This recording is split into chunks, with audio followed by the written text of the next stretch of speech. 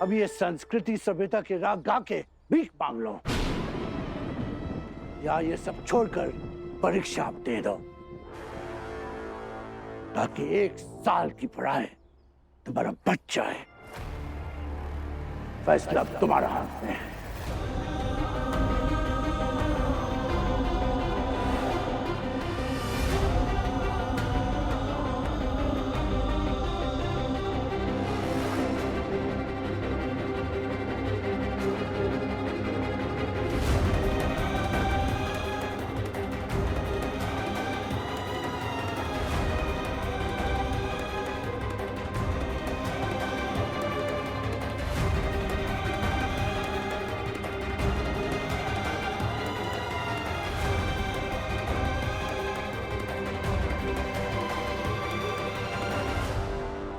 Mister Vajpayee, आप बहुत समझदार हैं, मौका भी समझते हैं और मौका निकल जाने का भी मतलब समझते हैं। अपना बेटा को पढ़ाने के लिए आपके पास बहुत जज्बा है। ईयरली परीक्षा के मिस होने का मतलब और इम्पोर्टेंस तुम खुद समझते हो।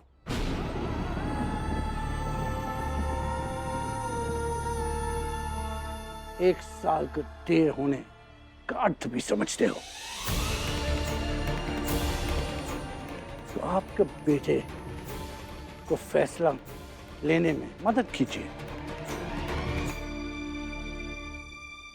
क्योंकि इस सिचुएशन में, इस हालात में अतल को हम स्कूल में प्रवेश नहीं करने देंगे।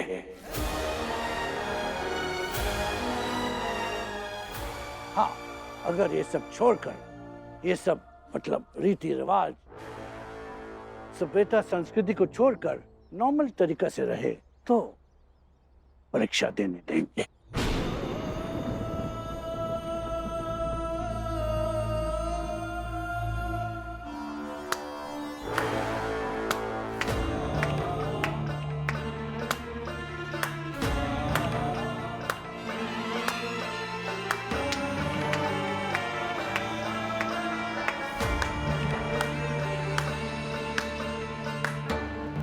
नहीं अटल,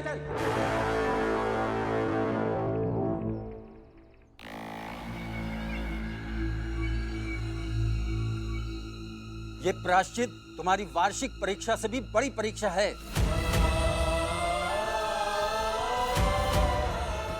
अगर प्रायश्चित करना है तो ये काम तो तुम्हें करना ही पड़ेगा।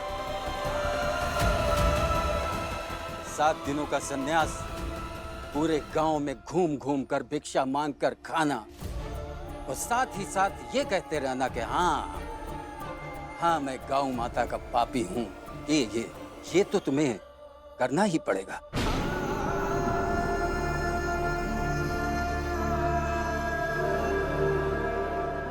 हाँ अटल, सोच लो, ये फैसले की घड़ी है। फैसला करो कि तुम्हारे हिसाब से शिक्षा बढ़े या शिक्षा की परीक्षा बढ़े या संस्कृति और सभ्यता बढ़े।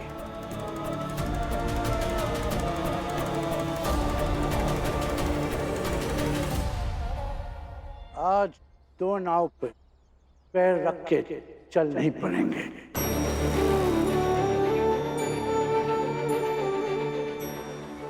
आज दोनों में से एक चुनने का समय है।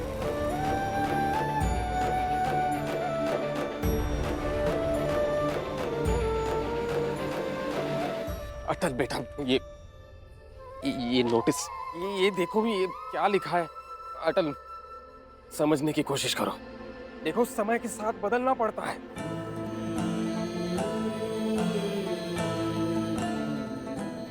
ये बात तुम्हारे दादाजी भी मानेंगे। देखो, ये एक मौका है, ऐसे समझ लो, नियति ने दिया हुआ मौका। तुम्हें ये सब करने की जरूरत नहीं है। तुम्हें अपने पढ़ाई पर, अपनी परीक्षा पर ध्यान देना होगा। ठीक है, परीक्षा देना बहुत जरूरी है।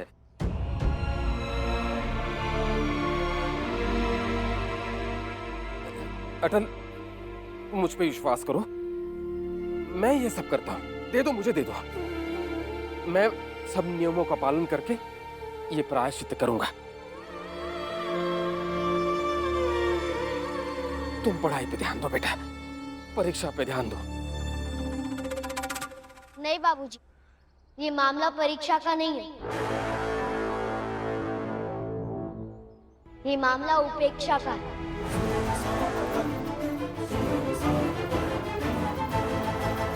इन्हें हमारी संस्कृति की उपेक्षा करनी है।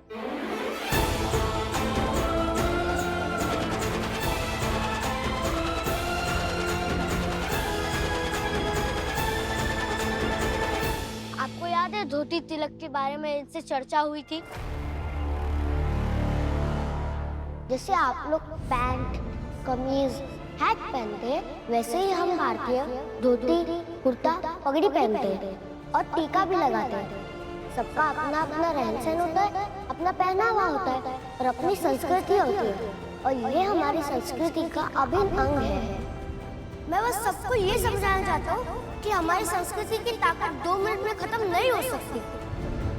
तुम्हारा संस्कृति को लेके बाहर जाके उसका सुरक्षा करो, नॉट इन माय स्कूल। अब चाहे जो हो जाए, मैं धोती नहीं बदलूंगा, लेकिन इन्होंने इसे बहस समझ ली।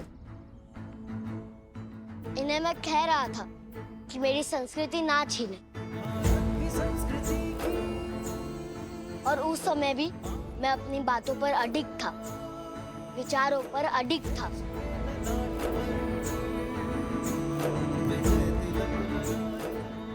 उस समय मैं पीछे नहीं हटा, तो अब कैसे पीछे हट जाऊं? इसलिए आज मौका देखकर मेरे और मेरे परिवार के कठिन समय पर मुझे डिगाने आया है।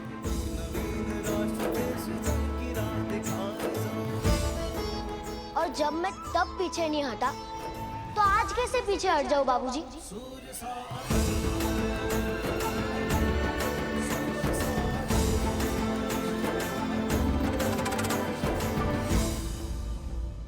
लेकिन देखो बेटा, शिक्षा को। लेकिन बाबूजी, इन्हें मेरी शिक्षा से मतलब ही नहीं है।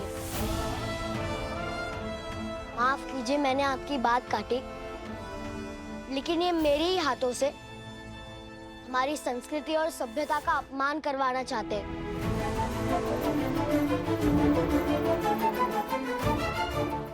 और हमारे मूल्यों को नीचा दिखाना चाहते हैं। अटल,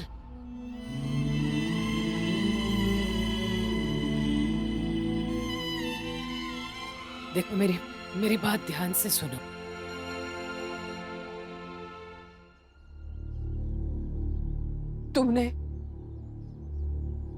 तुमने गौ माता की प्रायश्चित की जिम्मेदारी उठा ली। हमने तुम्हारे इस निर्णय को स्वीकारा, क्योंकि जानते हैं ये केवल भावुक निर्णय नहीं है। परंपरा, रीति रिवाज, इसका भी ख्याल है तुम्हें, इसलिए तुमने यह निर्णय लिया है।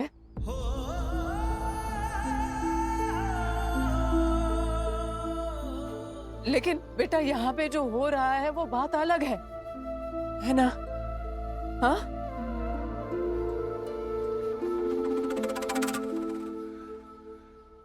बात तो तुम भी समझ रहे हो, मैं भी समझ रही हूँ कि ये सब मिलके क्या करने की कोशिश कर रहे हैं।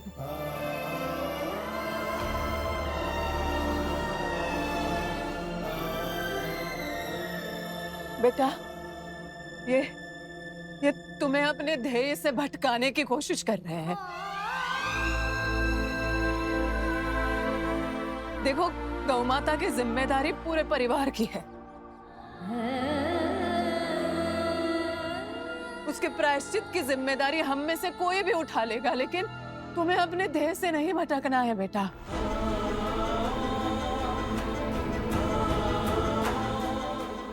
मैंने कहा था ना तुमसे कि विचारों की, उसूलों की लड़ाई लड़ने के लिए शिक्षा, पढ़ाई ये तुम्हारा हथियार है, और इसके लिए परीक्षा जरूरी है।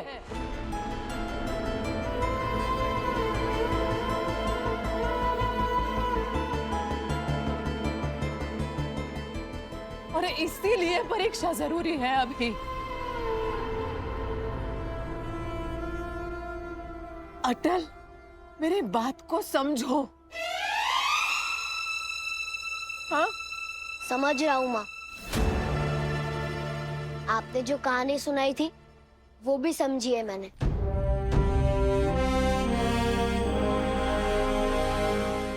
अच्छे से समझी।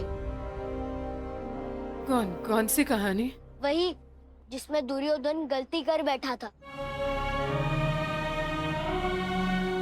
उसने भगवान श्री कृष्ण जी को चुनने के बजाय नारायणी सेना को चुन लिया था, और यही गलती उसने की थी। और वही दूसरी तरफ अर्जुन भगवान श्री कृष्ण जी को पाकर धन्य हो गए थे।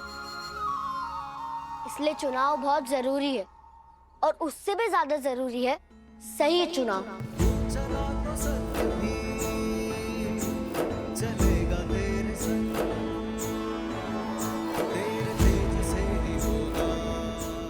और सही चुनाव करने के लिए इससे अच्छी कहानी कौन सी हो सकती है?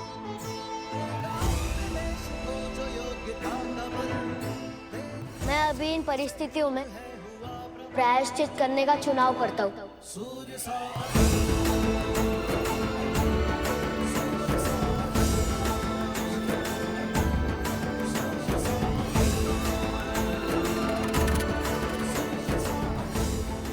मतलब तो मैं समझू शिक्षा तुम्हारे लिए कुछ नहीं है? शिक्षा संस्कृति और सभ्यता से छोटी है? नहीं सर, ऐसा नहीं है। दोनों की तुलना नहीं करी जा सकती है।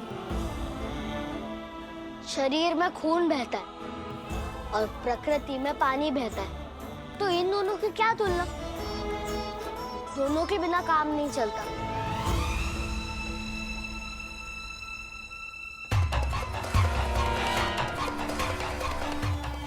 और सर एक बात बताइए, हंसी और आंसू में क्या तुलना? कभी कभी दुख में भी हंस देते हैं और खुशी में भी आंसू आ जाते हैं।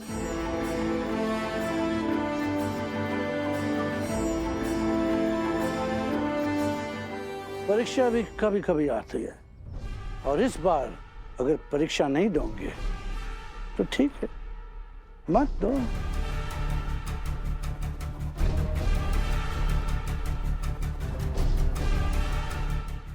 मिस्टर वाजपेयी, अपने घर में लोगों को थोड़ा समझाइए। ज्यादा कहानी सुनाई जाएगी तो एक दिन आपके परिवार और उसके विचार खुद एक कहानी बन जाएगी।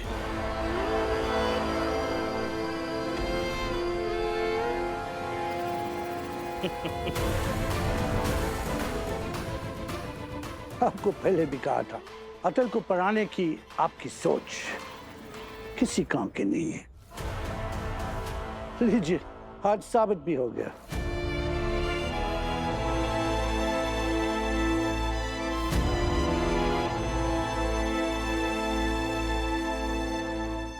Let's go. सर,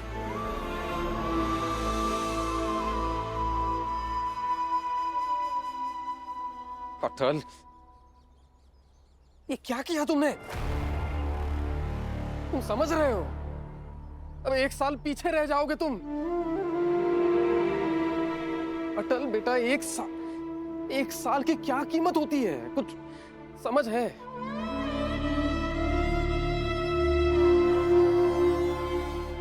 दादाजी, अब आप ही समझाइए ना बाबूजी को।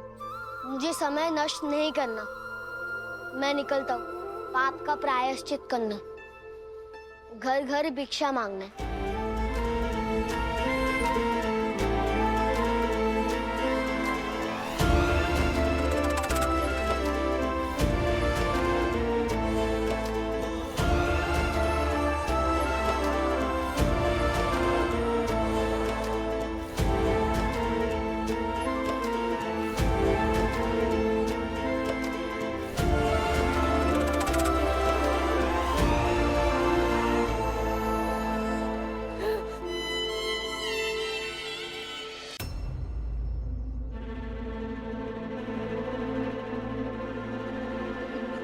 सबके सामने अटल कहकर गया, बाबूजी को समझाइए, मुझे समझाइए ना।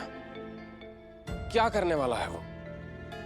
ये इतने कम दिनों में कैसे पढ़ाई करेगा, परीक्षा की तैयारी करेगा?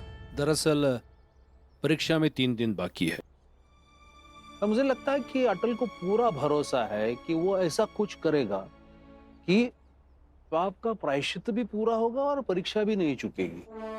और तुम्हें तो पता है अटल हर बार अपने आप से कोई ना कोई चुनौती लेते रहता है। इस बार भी ऐसा ही कुछ करेगा वो। बाबूजी, लेकिन देखिए, इस नोटिस के मुताबिक सिर्फ 3 दिनों में परीक्षा है, वो भी वार्षिक परीक्षा। ये प्रायश्चित की विधि पूरी करते करते ही लगभग हफ्ता चला जाएगा। कैसे करेगा पढ़ाई? 3 दिन क्या करेगा अटल? मुझे लगता है कि थोड़ी प्रतीक्षा करो, अटल पर विश्वास करो कि वो कुछ ना कुछ कर लेगा, कोई ना कोई हल जरूर निकाल लेगा। तोमर, किसी भी तरह से कुछ भी करके उस डॉक्टर को रोकना होगा सच बताने से। कुछ करो तोमर, वरना फिर कुछ करने के लायक नहीं बचेंगे हम। अगर उसने आकर बता दिया कि गाय की मृत्यु कैसे हुई है, तो वो अटल की मां छोड़ेगी नहीं हमें। क्या? ये क्या कह रही है आप दोनों ने मिलकर इतना बड़ा कांड कर दिया? अरे कुछ सोच विचार करके तो करना था। बुद्धि भ्रष्ट हो गई थी क्या आप लोगों की? नहीं, कुछ भी बोल रही हो। देखो, बुद्धि चलानी आती है मुझे, लेकिन मुझे कहाँ पता था वो अटल की माँ सच में डॉक्टर को बुला लेगी। बुआ जी, आप चिंता मत कीजिए, मैं डॉक्टर से बात करता हूँ, देखता हूँ कि क्या हो सकता है। हाँ, और अगर डॉक्टर ने आपकी बात मानने से मना कर दिया तो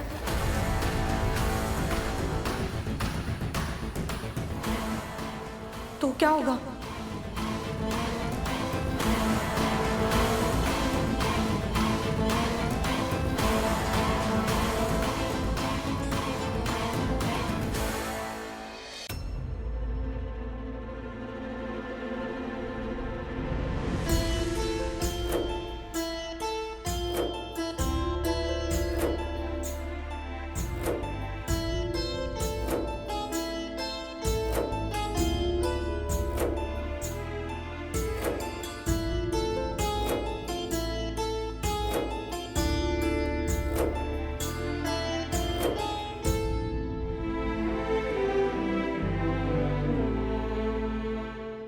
कोई कुछ भी कहे, मेरा विश्वास है कि हमारी गौ माता की मृत्यु स्वाभाविक रूप से नहीं हुई है। किसी ने मारा है उन्हें। सोचिए ना, आसपास में सबको पता था कि कल ही से गौ माता की देखभाल अटल कर रहा है।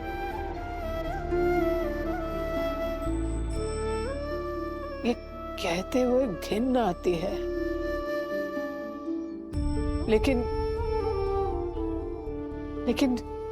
मेरा विश्वास है कि यही सच है कि किसी ऐसे इंसान ने ये पाप किया है जिसको अटल से दिक्कत है, परेशानी है। मुझे भी ऐसे ही लग रहा है, हमारी गौ माता को किसी ने मारा है। ऐसे अचानक से मृत्यु होने का तो कोई कारण नहीं था। हाँ बाबूजी, हमें भी यही लगता है, किसी ने तो मारा है गौ माता को। और किसी ने क्या, अवध भैया ही नहीं मारा होगा गौ माता को। प्रेम, माँ, बाबूजी प्रेम सही कह रहा है। उन्होंने ही तो अटल को गौ माता की सेवा करने का काम दिया था। तुम दोनों को समझ में भी आ रहा है तुम क्या कह रहे हो? नहीं, ऐसा नहीं है सदा प्रेम।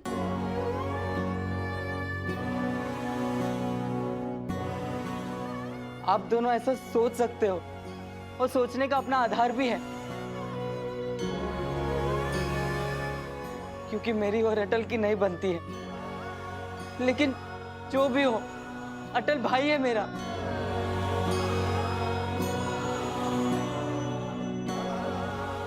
माँ बाबूजी, अटल से कुछ कुछ बातों में मतभेद जरूर है, लेकिन मैं ऐसा नहीं कर सकता हूं। जो भी हो, मैं ये कभी नहीं भूलूंगा कि अटल मुझसे प्यार करता है और मैं अटल से प्यार करता हूं। मैं इतना बुरा नहीं सोच सकता हूं कि अटल परेशान होकर ऐसे भिक्षा मांगते फिर।